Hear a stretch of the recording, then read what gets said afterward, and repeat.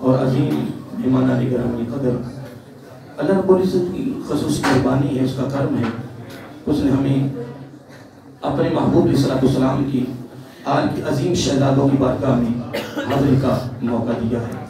یقیناً وہ لوگ خوش نصیب ہیں کہ جو ان عظیم ہستیوں کی بارگاہ میں حاضری دیتے رہتے ہیں، نسبت و ارادت قائم کر رہے ہیں۔ اور جس طرح سید بادشاہ نے خوبصورت بیان فرمایا، یقیناً اس بیان کی صورت میں، عمل کی صورت میں ان عظیم شہزادوں کے ساتھ محبت اور پیار کا رشتہ جوڑے رکھا ہوا ہے۔ اللہ تعالیٰ اس کے اندر مزید برکت فرمائے۔ سید بادشاہ نے اپنی گفتگو کے دوران 2-3 مرتبہ ایک لفظ دہرایا ہے کہ جنت بہت وسیع ہے، جنت بہت وسیع ہے۔ آج میری گفتگو کا آخری پروگرام تھا کہ میں حضرت ابوبکر صدیق رضی اللہ تعالیٰ عنہ کی یعنی جو میں گفتگو کر رہا تھا آپ کی فضائل المناقب پر، اور آج 2-3 باتیں ان کی زندگی میں سے اصلاحی تربیتی بیان کرنے کا ارادہ تھا، لیکن شاہ صاحب نے اپنی گفتگو کے دوران جنت کا ذکر کیا، وسیع کا لفظ استعمال کیا۔ اس پر مجھے ایک بڑی خوبصورت بات یاد آ رہی تھی، تو میں نے کہا کہ انشاءاللہ اگر مجھے موقع بھی ملتا ہے تو میں انشاءاللہ اس کو بیان کروں گا۔ میں نوزاد المدارس میں پڑھ رہا تھا، اہل علم تشریف فرما ہیں جن کا مطالعہ ہے، جو مطالعہ کرتے رہتے ہیں الحمدللہ، انہوں نے پڑھا ہوگا کہ ایک درخت ہے جنت میں جس کا نام ہے طوبیٰ۔ کیا نام ہے؟ اس درخت کے نیچے کثیر تعداد میں فرشتے جمع ہو گئے۔ کیا؟ کثیر تعداد میں فرشتے جمع ہو گئے۔ ایک فرشتہ کہتا ہے کہ میرا دل کرتا ہے، میری خواہش ہے، میری آرزو ہے کہ 1000 یعنی پرندوں کی جو پر ہے نا اس کی طاقت مجھے مل جائے، 1000، اور پھر میں جنت کا جو نا جنت کی سیر کروں، جنت کا میں نظارہ دیکھوں۔ بہرحال طاقت ملی، 1000 فرشتوں کی طاقت مل گئی، پرندوں کے پروں کی طاقت مل گئی۔ مختصر کر رہا ہوں کہ پھر آپ کو اللہ تعالیٰ نے اجازت دے دی، طاقت بھی مل گئی، سب کچھ ہو گیا۔ 1000 سال تک، کتنے؟ 1000 سال تک پھر وہ اڑتا رہا۔ 1000 فرشتے کی طاقت ہے اس کے پاس۔ 1000 تھوڑا نہیں ہے، 1000 سال، میں 1000 سال کی بات کر رہا ہوں، وہ اڑتا رہا۔ آخر کا کیا ہوا کہ اس کی طاقت جو تھی وہ ختم ہو گئی، گر گیا۔ اللہ تعالیٰ نے اسے پھر طاقت، اللہ تعالیٰ نے اسے پھر طاقت دی، پھر 1000 سال تک پھر وہ اڑتا رہا۔ اس کے بعد اس کی طاقت پھر ختم ہو گئی۔ تیسری بار اسے پھر طاقت ملی اور 1000 سال تک وہ اڑتا رہا۔ کتنے سال ہو گئے؟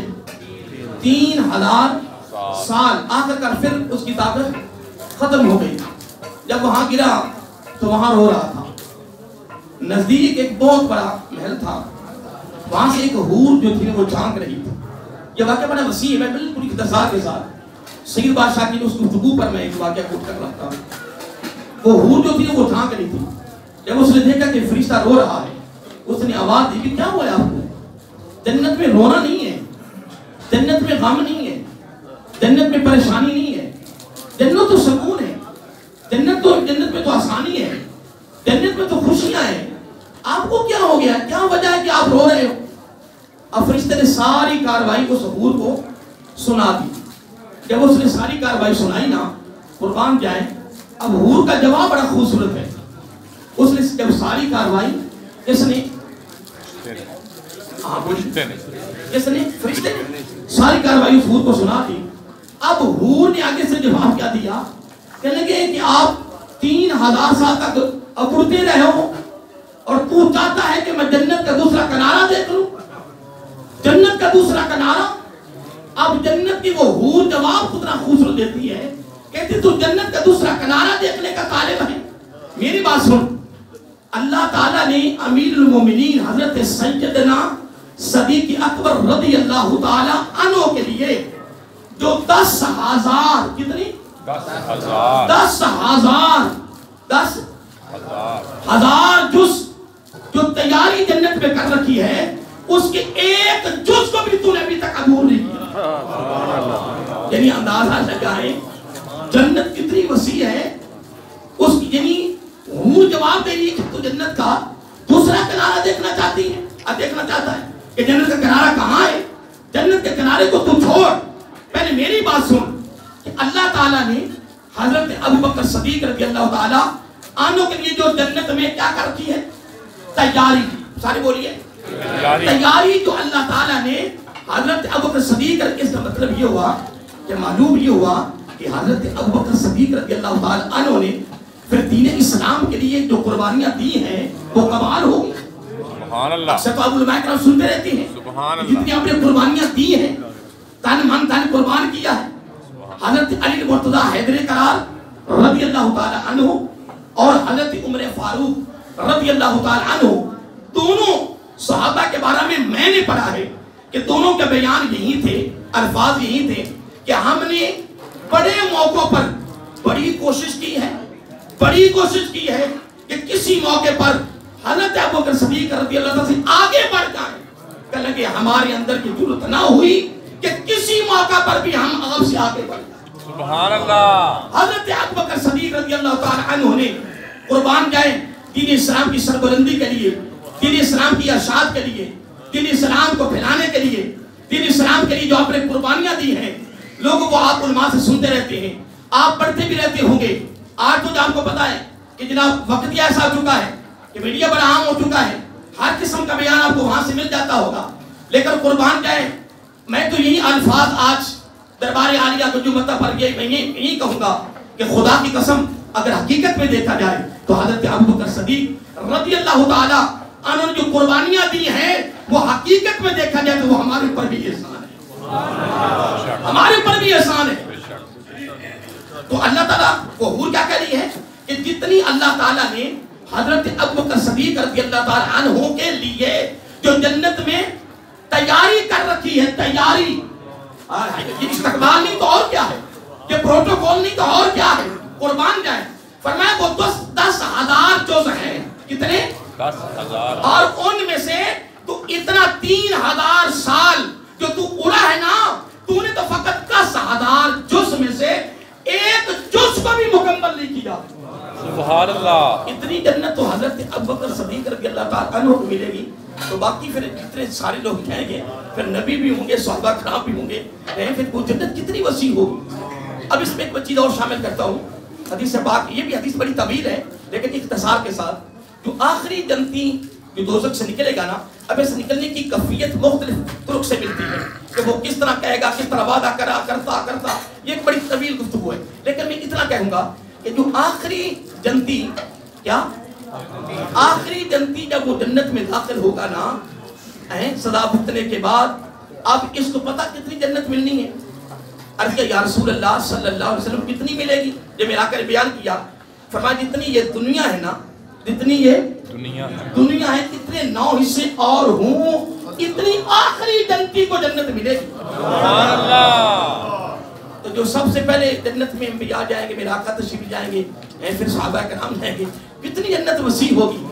آج تو ایک بلشت پر لوگ مر رہے ہیں نا, آج تو قبضہ کرو پنجاب نکلا ہوا جناب قبضہ کر رہے ہیں, لیکن ان کو یہ آگاہ کر دو, یہ آگاہ کیا کرو, تعلیم دیا کرو, پیغام دیا کرو, محترم یہ ہمارا حق ہے. بلغوا عنی ولو آیا کے ساتھ ہمارے اوپر یہ آرڈر حکم ہے ہمیں کہ یہ پہنچاؤ. یہ میرے ہاتھ کو دیکھ کر صرف ایک بلشت جس کو ہم اپنی بولی میں کہتے ہیں ایک گیٹ, کتنی ایک گیٹ ناجائز قبضہ کرنا زمین کا, صرف ایک بلشت, ایک گیٹ, جو حدیث پاک میں آتا ہے ناجائز قبضہ کرنا زمین کا. اللہ معاف کرے, تیرے اور میرے آقا علیہ السلام نے فرمایا جس طرح یہ ساری کائنات ہے نا, جس میں آسمان بھی ہیں, زمینیں بھی ہیں, جو کچھ دنیا و ما فیہا, سارا کچھ اس کے سر کے اوپر رکھ دیا جائے. یہ صرف ایک بلشت. تو میں کہہ سکتا ہوں نا کہ حضور غوث اعظم حضور عبد القادر جیلانی الحسنی الحسینی رحمت اللہ تعالیٰ کتنا جملہ خوبصورت ارشاد فرماتے ہیں کہ لوگوں کی عمریں بسر ہو گئی مکانوں کے بنانے میں, خود نہ بسے بسا کوئی اور حساب دے گا. اب آج ٹائم ختم ہونے والا ہے. میں بس حضرت ابوبکر صدیق رضی اللہ تعالیٰ عنہ کی ایک خوبصورت بات جو میری زبان پیاری میں آپ تک پہنچانا چاہتا ہوں. حضرت عروہ رضی اللہ عنہ کے راوی ہیں، بڑے مشہور صحابی ہیں، وہ فرماتے ہیں کہ جب حضرت ابوبکر صدیق رضی اللہ تعالیٰ عنہ وقت کے خلیفہ بنے تو آپ نے خطبہ دیا. اب خطبہ بڑا طویل ہے، اس میں سے 2-3 الفاظ اصول برکت کے لیے اصلاحی، تربیتی، روحانی، فکری میں الفاظ 2-3 لینا چاہتا ہوں. جب آپ وقت کے خلیفہ بنے، خلیفہ مقرر ہو گئے، خلیفۃ المسلمین بن گئے، تو آپ نے اپنے خطبے کے اندر پہلا جملہ استعمال کیا کہ اے لوگوں، خالق کائنات نے مجھے ذمہ دار بنا دیا ہے. سبحان اللہ. نمبر 2، لیکن آپ دیکھو آج اگر اللہ الفاظ نے سننے والے، لیکن میں آپ سے بہتر نہیں ہوں. میں کہتا ہوں ایک جملہ سمندر بہارا تشریح مانگتا ہے. فرمایا مجھے رب نے ذمہ دار بنایا، میں ذمہ دار بنا ہوں، لیکن میں آپ سے بہتر نہیں ہوں. کتنی عاجزی انکساری ہے، جبکہ آپ کا مقام ہم سب جانتے ہیں. اتنی بات کرنے کے بعد فرمایا اللہ تعالیٰ نے قرآن مجید کو مکمل کر دیا ہے. نمبر 4، آقا علیہ السلام نے اپنی ساری سنتیں بیان کر دی ہے. اس سے اگلا جملہ سن لیجئے.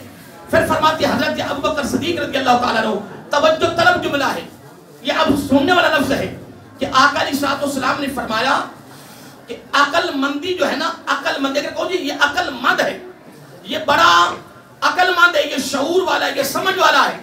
تو پھر حضرت ابوبکر صدیق رضی اللہ تعالیٰ عنہ نے اپنی زبان صدیقی سے بیان کر دیا ہے کہ عقل مند کون ہے. اور میرے آقا علیہ السلام نے زبان نبوت سے عقل مند کس کو کہا ہے، یا عقل مندی کس میں ہے.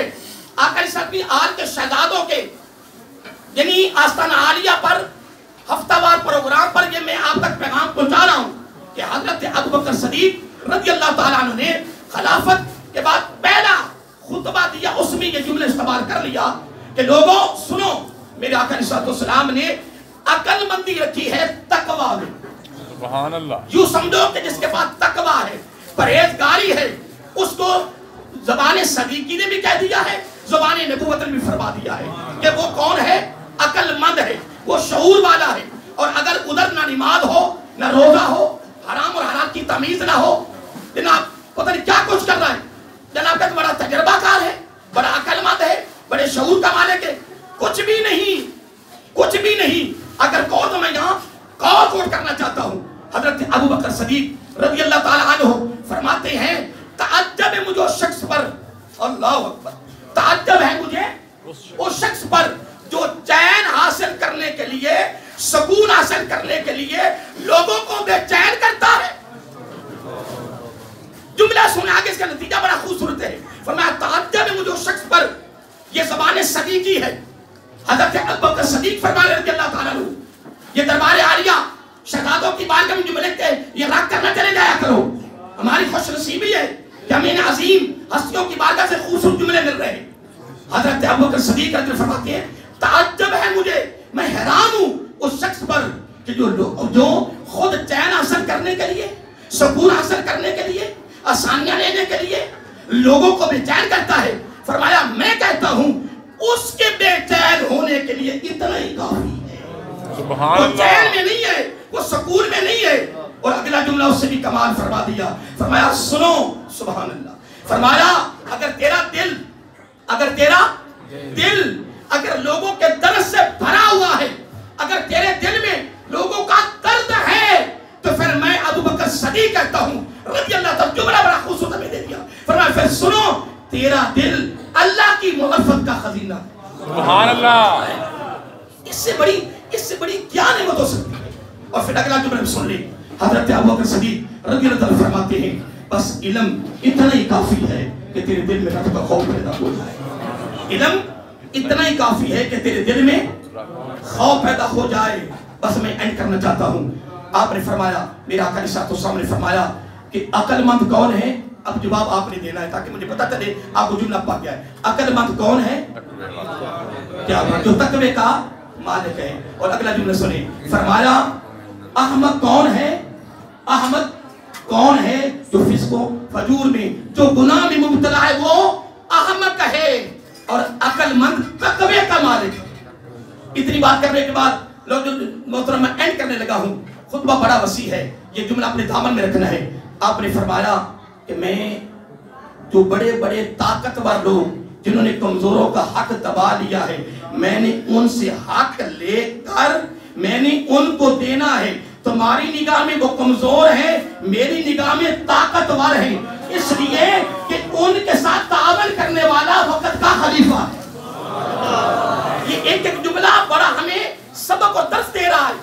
وہ میں تشریح نہیں کر سکتا، میرے پاس علم نہیں ہے. فرمایا میں نے کمزوروں کا حق بڑے بڑے طاقتوروں سے لے کر، کیا پوری دنیا کے، کیا اسلامی ملکوں کے حکمرانوں کے لیے یہ بہت بڑا پیغام نہیں ہے؟ اور اگلا جملہ بھی سن لیں. فرمایا تمہاری نگاہ میں وہ کمزور ہے. فرمایا میرا آقا علیہ الصلوۃ والسلام، اب آپ نے حدیث کوٹ کر دی حضرت ابو صدیق رضی اللہ تعالیٰ نے. فرمایا میرے آقا علیہ الصلوۃ والسلام نے فرمایا بہترین لوگ رب کے محبوب لوگ پتہ کون ہیں؟ جی کون ہے؟ فرمایا میرے آقا علیہ الصلوۃ والسلام فرمایا جو حق کا ساتھ دیتے. سبحان اللہ. اتنا جملہ کرنے کے بعد پھر زبان صدیقی سے الفاظ نکلے، وہ بھی حدیث ہے. آقا علیہ السلام آپ نے فرمایا، میرے آقا علیہ السلام نے فرمایا وہ لوگ کبھی پاکیزہ نہیں ہو سکتے. اس میں نمازیوں کا بے نمازیوں کا الگ الگ نہیں کیا، سب کو اجمالی طور پر بیان کر دیا. فرمایا وہ امت، وہ لوگ، وہ گروہ کبھی پاکیزہ نہیں ہو سکتے جن میں غریب کو بغیر تکلیف اور پریشانی کے حق نہ ملے. ایک جملہ سن لے، بغیر تکلیف اور بغیر پریشانی کے حق نہ ملے. تو اب یہاں نظر دوڑاؤ، ماشاءاللہ بڑے بڑے اہل علم بیٹھے ہیں، نظر دوڑاؤ نا کہ ہمارے حالات کیسے ہو چکے ہیں. یہ تو ہمارا انصاف ہے نا. آخری جملہ حضرت ابو صدیق فرماتے رضی اللہ تعالیٰ عنہ، فرمایا لوگوں میں انسان ہوں، میں انسان ہوں، مجھ سے بہتر کام بھی ہوگا اور مجھ سے غلط کام بھی ہو سکتا ہے، لیکن ہاں اگر میں سیدھا قربان جاؤں گا. اتنی بڑی ہستی کہہ رہی ہے. فرمایا اگر میں سیدھا چلوں تو تم نے میری تقلید کرنی ہے، تم نے میرے پیچھے چلنا ہے، میرے ساتھ چلنا ہے، میری مدد کرنی ہے، تعاون کرنا ہے. ہاں اگر میں تھوڑا سا ٹیڑھا ہو جاؤں تو تم نے میری رہنمائی کرنی ہے. بہرحال میں کچھ کر تو نہیں سکا، لیکن میں سید بادشاہ کے وہ الفاظوں پر میں ایک واقعہ کوٹ کیا جنت کے وسیع ہونے کی مناسبت سے، اور وہ بھی حضرت ابو صدیق کی فضیلت میں چلا گیا، ساتھ جنت کا وسیع ہونے کا ذکر بھی ہو گیا. پھر حضرت ابو صدیق رضی اللہ تعالیٰ عنہ نے اپنے خطبے میں 2-4 پیغام جو خصوصی طور پر اپنے آقا علیہ السلام کی امت کو دیے. دوستو یہ بہت بڑے ہیرے ہیں، ایک ایک ہیرا اس کے پیچھے ایک سمندر کے کنار یعنی بہ رہا ہے، لیکن یقیناً عمل کے بغیر گزارا نہیں ہے. عمل ایک بہت بڑی طاقت ہے. میں نے ایک دفعہ بیان کیا تھا جہاں کچھ 6-7 مہینے پہلے گرمیوں میں شروع میں نے کہا تھا کہ عمل ایک ایسا پہاڑ ہے، عمل ایک ایسا جس کو کوئی ہلا نہیں سکتا. پھر اگلا جملہ میں نے کہا تھا کہ جو اس سے ٹکراتا ہے وہ خود پاش ہو جاتا ہے، پر اس پہاڑ کو کچھ بھی نہیں ہوتا. اس لیے عمل کرنے والے کا تعلق رب کے ساتھ ہو جاتا ہے. جس طرح شاہ صاحب فرما رہے تھے من یطع الرسول فقد اطاع اللہ، جس نے نبی کی اطاعت کی اس نے حقیقت میں رب کی اطاعت کی. یہ امتداد ہے. تو اب دوسری نشست کا بس تھوڑا جملہ میں دہرانا چاہتا ہوں جو ہمارا چل رہا ہے الحمدللہ. دیکھیے میں اینڈ تک پہنچ چکا تھا، میں 100 بڑے اختصار کے ساتھ. دیکھیے میری طرف یہ دونوں ہتھیلیوں کو ہم نے پاؤں کو ٹیڑھا نہیں رکھنا، یہ پاؤں ایسے رکھنا سیدھا. ٹھیک ہے، دیکھتے ہو پاؤں کو سیدھا رکھا کریں، پاؤں کو، اور کوشش کریں کہ صرف 4 انگلیوں کے درمیان میں فاصلہ ہو. ہاں اگر کوئی آپ کی جسم کا وزن زیادہ ہے تھوڑا سا پاؤں کھول بھی جائیں تو نجائز نہیں، اللہ معاف کرے، میں کوئی اعتراض نہیں کر رہا، لیکن کوشش کریں کہ 4 انگلیوں کے درمیان میں فاصلہ ہو، اس سے عاجزی پیدا ہوگی. ٹھیک ہے جی، پاؤں سیدھے، پھر ہمارے یہ انگوٹھی جو نا یہ لوگ کے ساتھ لگے کان کے ساتھ ایسے کر کے، پھر اس کے بعد سیدھے ہم ایسے کر کے یہ 3 دیکھیں نا، ہم کوئی ایسے ہاتھ رکھتا ہے کیسے رکھتا ہے. میں عرض کر رہا ہوں جناب، یہ 3 انگلیاں اپنے کلائی کے اوپر رکھیں اور یہ چھوٹی انگلی اور یہ انگوٹھا اس طرح قابو کر کے اس طرح، یہ ہتھیلی اس ہتھیلی کے اوپر ہو، یہ ہتھیلی اس کے اوپر اس طرح کر کے، پھر اس طرح کر کے ناف کے نیچے. پھر ہم نے دیکھنا ہے جہاں سجدہ کرنا ہے. کیوں؟ میں نے پڑھا ہے کہ جہاں سجدہ بندہ کرتا ہے وہاں اللہ تعالیٰ کے انوار و تجلیات کا نزول ہوتا ہے. جب وہاں نگاہ کو ٹکاتا ہے تو وہاں سے وہ نور اس کی آنکھوں کی طرف منتقل ہوتا ہے. سبحان اللہ. ایک بڑی تفصیل گفتگو ہے. برا ہم نے وہاں دیکھنا ہے، اس کے بعد ہم نے رکوع میں جانا ہے اور اپنے ہاتھوں کے ساتھ ایسے گھٹنوں کو اس طرح دبانا ہے. درد نہیں ہوگی انشاءاللہ پوری زندگی اگر یقین کے ساتھ دباؤ گے. جب دبائیں گے تو ہماری کمر بالکل سیدھی ہو جائے گی کہ اس طرح رکوع کرتے ہیں، اس طرح ٹیڑھے ہو جاتے ہیں جان بوجھ کے کہ بالکل جھک جاتے نہیں، بالکل جب دبو گے تو کمر بالکل سیدھی ہو جائے گی، ٹھیک ہے. اس کے بعد پھر ہم نے سمیع اللہ ولمن حمد ربنا لک الحمد. لیکن دوستو میں نے جب شروع کیا تھا تو میں نے کہا کمر کا سیدھا کرنا یہ واجب ہے، 14 واجب نماز میں جو میں نے پڑھی، ٹھیک ہے. اگر واجب چھوٹ جائے تو سجدہ پڑتا ہے، اگر سجدہ نہیں کرو گے تو نماز. اس لیے محترم میرا آقا علیہ السلام نے فرمایا کہ ایسے میرے امتی ہیں کہ نماز پڑھ کے ابھی وہیں بیٹھے ہوتے ہیں، ابھی اٹھ نہیں ہوتے تو نماز واپس آ کے اس کے منہ پر مار دی جاتی ہے. پھر اللہ ماں اگر جملہ سنو شاہ صاحب نماز پر کتنی گفتگو کر رہے ہیں کہ کفر اور اسلام کا فرق ہی نماز ہے. محترم اس کو معمولی نہ سمجھو دوستو. نماز کے بارے میں ہم علماء کرام بالکل بیان نہیں کر رہے. یہ بے نمازی تو سب سے غلیظ ہے، سب سے غلیظ، اللہ معاف کر. تم اس کے بارے میں پڑھ کے دیکھو کہ بے نمازی کتنا غلیظ ہے. بارہ سنیے، میں جو عرض کر رہا تھا کہ جب ہم نے کمر کا سیدھا کرنا اور پھر اس یہ واجب ہے، واجب چھوٹ جائے تو سجدہ. میں عرض کر رہا تھا کہ جب نماز اس کے منہ پہ مار دی جاتی نا تو پتہ بھی نماز کیا کہتی ہے؟ اللہ معاف کر. نماز کہتی ہے اللہ تعالیٰ تجھے ہلاک کرے، اللہ تعالیٰ تجھے تباہ و برباد کرے جس طرح تو نے رب کے دربار سے مجھے ہلاک کروا دیا. قبول نہیں ہوگی. تین نمازیں پڑھنے والے ساری زندگی نمازیں پڑھتے رہے، کچھ نہ ملا. اس کے بعد ہم نے سجدے میں ڈالا ہے. اگر وہ بزرگ ہے اس گھٹنے کے سے نہیں جا سکتا، وہ سیدھے ہاتھوں پر وہ وزن دے کے جا سکتے ہیں جس طرح اکثر بزرگ جاتے ہیں. لیکن ہم نے جو صحت مند ہیں نوجوان ہیں، پہلے گھٹنے کو، پھر ہاتھوں کو، پھر ناک کو، پھر پیشانی کو، ٹھیک ہے جی. پھر اس کے بعد پھر پیشانی اٹھائیں، پھر ناک، پھر ہاتھ اٹھا کے دونوں سجدوں کے درمیان اس کو کہتے ہیں جلسہ. یہ بھی کمر سیدھا کرنا ضروری ہے، یاد رہے گا. آج میں نے کہا تم نہیں کرو گے تو بھی میرا قصور نہیں ہے. میں نے نبی پاک کے آپ کے شہزادوں کی بارگاہ میں ہفتہ وار پروگرام میں نے آپ کو کہا کر دیا الحمدللہ. ہاں کوئی ہم میں سے نہیں کہا ہم کیا کہہ سکتے، ٹھیک ہے جی. اب اس کے بعد ہم نے اتحیات بیٹھنا ہے. دیکھیں نہ تو ہم نے اتحیات اپنے گوڈوں جو گھٹنے نا اس کے آگے ایسے کرنا ہے. دیکھو نا یہ گھٹنا ہے نا، یہ گھٹنا ہے تو آگے ایسے نہیں بنانا، دیکھ رہے ہو نا، آگے نہیں کرنا اور پیچھے نہیں جانا، بالکل اے برابر. یاد رہے گا اے برابر. پھر انگلیاں کھولنی بھی نہیں، ملانی نہیں، تھوڑا سا اے فرق رکھے، اے ایسے. اب ہم نے سجدے کی قیام میں سجدے والی جگہ کو دیکھنا ہے. جب رکوع کریں گے تو ہم نے اپنے انگوٹھوں کو دیکھنا ہے. وہاں سے روح نکلتی ہے، تصور باندھے کہ جب روح نکلنے کا آغاز ہوتا ہے تو انگلیوں سے ہوتا ہے، بندہ میب ہو جائے گا نماز میں. پھر جب ہم سجدے میں جانا تو ناک والی جگہ پہ دیکھنا ہے کہ یہاں سے روح کا اینڈ ہوتا ہے. پھر جب ہم اتحیات میں بیٹھیں گے تو پھر الحمدللہ ہم جولی میں دیکھیں گے یا سینے کو دیکھیں گے، ٹھیک ہے جی. یاد رہے گا. پھر میں نے یہ کہا تھا کہ جب ہم سجدہ کرنا ہے تو یہ انگلیاں پیچھے سے موڑنی ہے، ٹھیک ہے جی، اٹھانی نہیں ہے، پیچھے انگلی ایسے موڑنی ہے، ٹھیک ہے جی. اس کے بعد اب ہمارا آ گیا اینڈ ہو رہا ہے سلام. جب ہم نے سلام کرنا میری طرف دیکھنا آپ نے کہ کئی لوگ ایسے کرتے ہیں السلام علیکم ورحمۃ اللہ، السلام علیکم ورحمۃ اللہ، ایسے نہیں کرنا. یہ کہتے ہیں السلام علیکم ورحمۃ اللہ، السلام نہیں، ایسے نہیں. جو میں نے پڑھا ہے جو علماء سنا ہے علم سے دیکھا میں السلام دیکھ لو نا، السلام علیکم ایسے السلام. دیکھ دو فرشتہ دایا نا، اس کو سلام ہوگا، پھر آگے جتنے ادھر مسلمان سب سلام ہوگا. دیکھیں السلام علیکم ورحمۃ اللہ، السلام علیکم ورحمۃ اللہ.